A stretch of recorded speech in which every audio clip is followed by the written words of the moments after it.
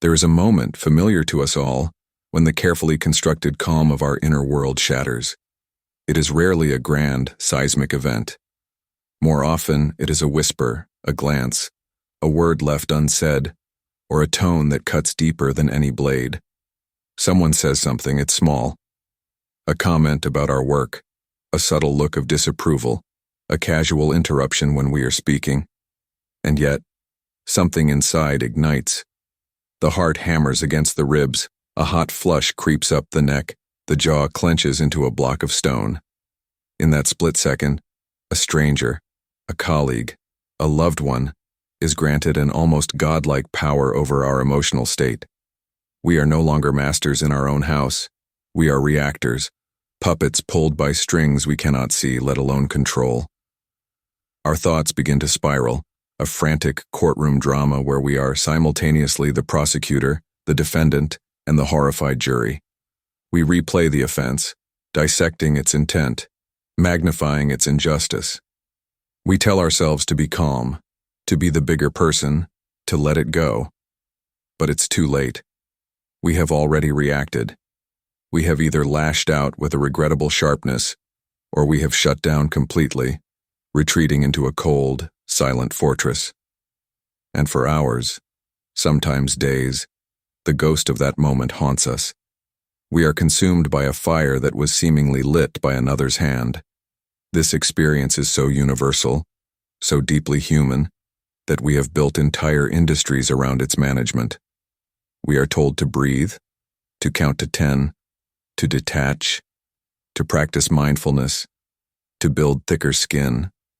We are sold the idea that peace is a fortress to be built, with high walls and impenetrable defenses to keep the world and its difficult people out. But these are remedies for the symptom, not the cause. They are self-help hacks that offer temporary relief, but never true liberation, because they are based on a fundamental and tragic misunderstanding of where the power truly lies. The Swiss psychiatrist Carl Jung, a man who dedicated his life to plumbing the depths of the human psyche, offered a brutal and paradigm-shifting answer to this dilemma. Everything that irritates us about others, he famously wrote, can lead us to an understanding of ourselves. This is not a simple platitude. It is a radical reorientation of our entire perception of conflict and discomfort. It is an invitation to stop looking at the person who holds the match and start examining the vast, flammable landscape within ourselves that is so ready to burn. The brutal truth is this: the trigger is not the weapon, it is the map. The irritation is not the poison, it is the signpost. And the person who drives you crazy is not your enemy. They are unwittingly your most profound and necessary teacher. To understand this, we must first confront the illusion that others possess power over our emotions. They do not. What they possess is a peculiar, resonant frequency that happens to match an unhealed, unresolved, or unacknowledged part of our own being. When we are triggered, we are not reacting to the present moment in its entirety. We are not reacting to the words themselves, but to the rusty, forgotten key those words have just turned in a lock deep within our psyche. We are, in that instant, time-traveling. We are reacting to a past where that feeling was first born and left unprocessed. The anger you feel when someone dismisses your idea is not just about this one meeting. It is about every time you were made to feel that your voice didn't matter, by a parent, a teacher, a childhood friend. The sting of rejection you feel when someone leaves is not merely about their departure. It is an echo of a primal fear of abandonment that has been lying dormant. The intense irritation you feel towards someone you perceive as arrogant is not about their confidence. It is a violent reaction to a part of your own confidence that was perhaps punished or shamed into silence long ago. You are not reacting to now, you are reacting to then. You are not at war with the person in front of you. You are at war with a ghost from your own history. This is the central mechanism of what Jung termed the shadow. The shadow is not merely our dark side, filled with rage and malevolence. It is, more accurately, the disowned self. It is the repository of every aspect of our personality that, for whatever reason, we deemed unacceptable and repressed into the unconscious. We are all born whole, a full spectrum of human potential. But early on, we learn which parts of that spectrum are rewarded and which are punished. Perhaps our emotional expressiveness was labeled too sensitive. Perhaps our assertiveness was called bossy. Perhaps our need for connection was deemed needy, or our quiet introspection was seen as antisocial. In response, we perform a kind of psychological triage. We learn to hide, to disown, to lock away these unacceptable parts of ourselves to ensure our survival, our acceptance, our love. We construct a conscious identity, a persona, that is composed of the good, acceptable traits. We become the helpful one, the calm one, the strong one, the logical one. We build an entire identity on being not the things we have buried, and we become experts at it. But the shadow does not die. It simply waits. It is a living, breathing part of our psyche, and it yearns for integration, for light. And the primary way it makes itself known is through projection. We do not see the world as it is. We see the world as we are. The qualities we most vehemently despise or worship in others are often the very qualities we have most thoroughly disowned in ourselves. The world becomes a vast hall of mirrors, reflecting back to us the faces of our own exiled selves.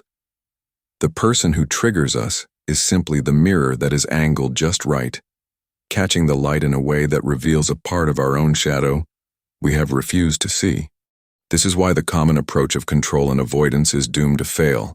Building walls, detaching, and faking calm are all strategies of the persona. They are attempts to reinforce the division between who we think we are and who we really are. It is an act of holding our breath, of clenching a fist, of putting a lid on a boiling pot.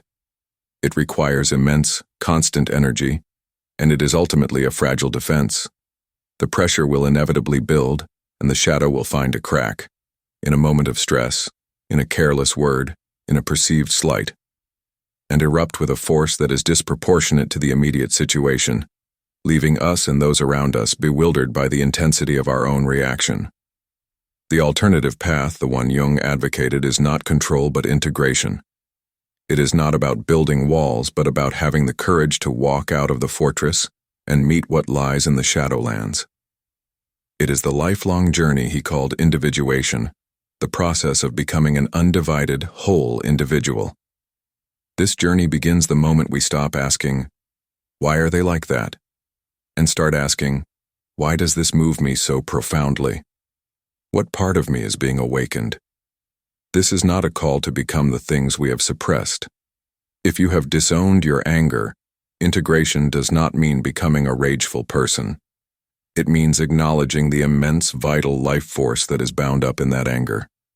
It means recognizing that the same energy that fuels destructive rage can also fuel passionate creativity, fierce protection of boundaries, and the courage to speak truth to power. If you have disowned your vulnerability, integration does not mean becoming a helpless victim. It means recognizing that the capacity to be open, to need others, and to feel deeply is the very foundation of authentic connection and intimacy. Integration is a process of translation. Anger becomes a message, not a problem. Discomfort becomes feedback, not failure. Triggers become teachers, not enemies. When we are triggered, the integrated response is not to react or suppress, but to get curious. It is to hold the feeling without becoming it, to create a space between the stimulus and the response, and in that space, to ask the difficult questions. What story am I telling myself right now? What younger version of me is this situation activating? What is the unhealed wound that has just been touched?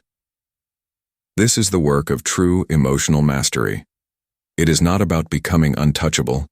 It is about becoming transparent to yourself. It is about reclaiming all the lost and buried parts of your psyche, holding them with compassion, and integrating their energy back into your conscious self. The dragon of the shadow is not meant to be slain. It is meant to be tamed, understood, and ultimately ridden. Its fire, once a source of unconscious destruction, can become the engine of conscious creation. As we undertake this journey, a remarkable transformation begins to occur. The world outside of us starts to lose its power to define the world within us. The very people who used to trigger us begin to seem different, not because they have changed, but because we have reclaimed the part of ourselves that they once activated. That ex who made you feel invisible is now just a person with their own story, and their inability to see you no longer holds any bearing on your own sense of visibility. That colleague who talks over you no longer silences you, because you no longer require their permission to believe your voice has value. You set boundaries not with rage, but with a quiet, unshakable clarity that comes from self-knowledge. You no longer confuse attention with love or criticism with truth. This is psychological sovereignty. It is the realization that your identity is not a borrowed garment, woven from the threads of others' opinions, approvals, and rejections. It is something you forge yourself in the fires of self-reflection. Real peace is not the absence of emotion, but the ability to feel everything.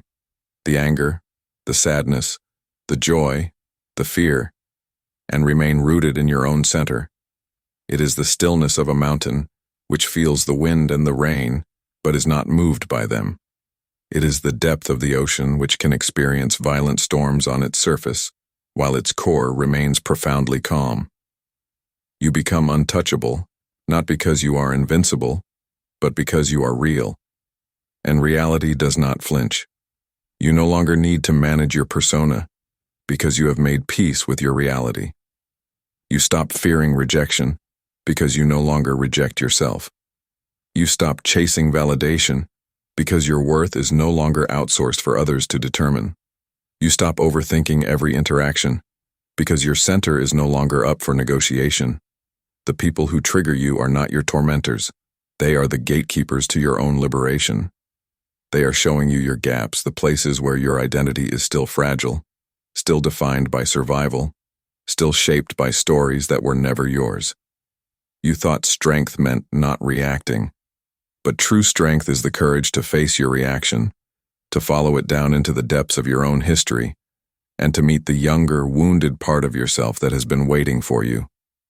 This is the ultimate realization that Jung pointed towards. You are not here to defend yourself from the world.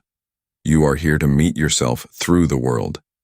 Every argument, every passive-aggressive silence, every judgment that burns through your chest is a mirror. But it is not a mirror of who you are. It is a mirror of who you have forgotten to be. And the moment you stop blaming the mirror and have the courage to truly look at the reflection, you begin the sacred work of coming home. You stop being a collection of reactions and start becoming a source of presence. You don't need closure or revenge or to be proven right, because you have already chosen yourself. And once you do that, nothing else sticks. You walk through life with a different kind of power, not the brittle power of control, but the resilient power of wholeness. And that is the only freedom that truly matters.